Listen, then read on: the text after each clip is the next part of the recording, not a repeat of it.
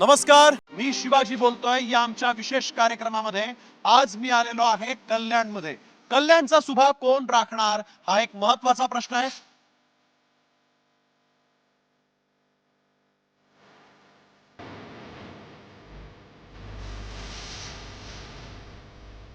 बघा मी तुम्हाला दाखवते, हे बाहेरून किती स्वच्छ आहे ना, आतून किती घाण आहे। इथे आमचा अर्धा पूर्ण समाज येतो इथे।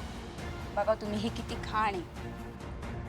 आम्ही स्वतः महिला त्यांना पैसे देतो का तुम्ही साफसफाई करा। अक्षरशः तेही म्हणतात का तुमच्या इथले निवडून आलेली माणसं करतात काय। मतं मागायला येतात आणि बघून जातात सोय काय करायची का काही हा बोलतात आणि निघून जातात, परत येतच नाही। जेव्हा मतं घ्यायचं असले ना मग तेव्हा हात जोडून पाया पडून सांगतील आई माई बाई करतील आणि निघून जातात। नगरसेवकांना सांगितलेलं कंप्लेंट केलेली, ते शालेकरचं पण तसंच आमच्या बाजूला सगळा कचरा टाकतात ते बाया। आमच्याकडे कोणच येत नाही गटर बिटर साफ करायला, आम्ही कंप्लेंट देऊन सुद्धा येत नाही।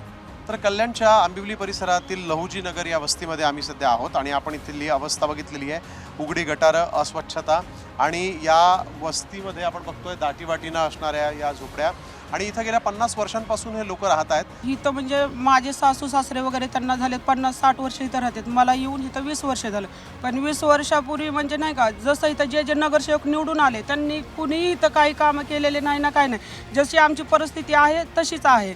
समजे नगरसेवक येतात, येऊन जातात, बघून जातात, हात जोडतात, वोटिंग मागतात आणि जातात।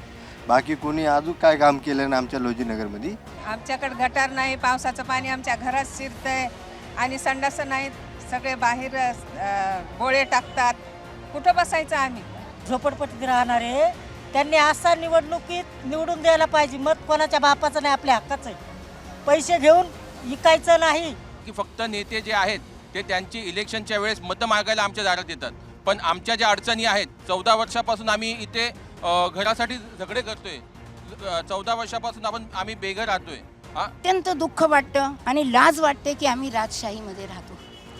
आज 14 वर्ष झाले आम्ही बेघर आहोत। आमचे नगरसेवक आहेत, आमदार आहे, खासदार आहे, ज्यांना आम्ही निवडून दिलेलं आहे, ते आम्हाला सपोर्ट करत नाही। आज कमीत कमी 15-16 वर्ष झाली आम्ही रस्त्यावर आहोत, पण आमची कोण दाद घेत नाही। 40,000 पेन्शन मध्ये 20,000 भाडं कसं चालवायचं, आम्हाला इतकं त्रास होतो कुणाला सांगायचं। तर कल्याणमध्ये आज आपण आलो होतो, मी शिवाजी बोलतोय या कार्यक्रमाच्या निमित्तानं आणि इथल्या नागरिकांच्या समस्या, इथल्या नागरिकांना हव्या असलेल्या सोयी सुविधा ज्या आहेत त्याबद्दल जाणून घेतलेलं आहे।